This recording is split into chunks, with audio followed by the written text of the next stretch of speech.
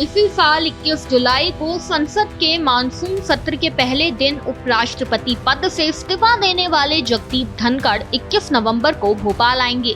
पद छोड़ने के बाद ये उनका पहला सार्वजनिक कार्यक्रम होगा जिसमें वे संबोधित भी करेंगे।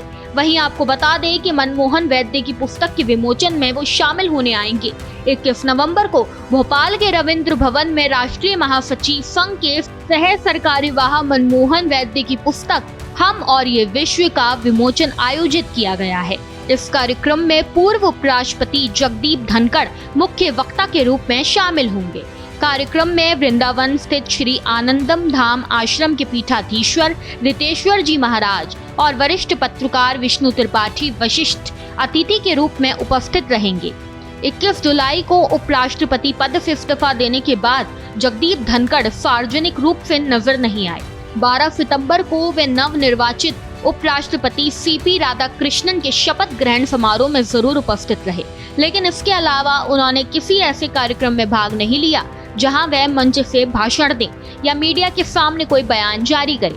उपराष्ट्रपति पद छोड़ने के ठीक 4 महीने बाद अब जगदीप धनखड़ पहली बार किसी सार्वजनिक कार्यक्रम में संबोधन देने जा रहे हैं।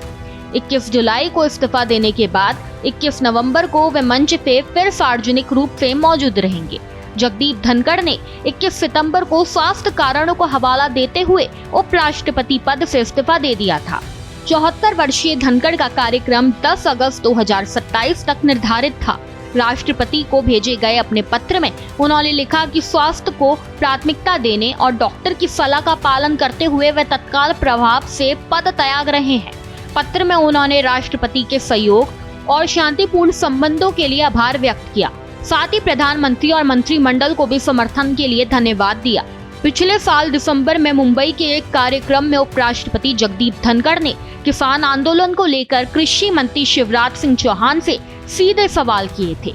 मंच से बोलते हुए उन्होंने शिवराज की ओर इशारा करते हुए कहा, कृषि मंत्री जी, आपका एक एक पल भारी है। उन्होंने आगे कहा कि भारत के संविधान में दूसरे सर्वोच्च पद पर बैठे व्यक्ति के रूप में वे उनसे जानना चाहते हैं कि वे किसानों से क्या वादा किया गया था, वह वादा पूरा क्यों नहीं हुआ और उसे निभाने के लिए क्या कदम उठाए जा रहे हैं।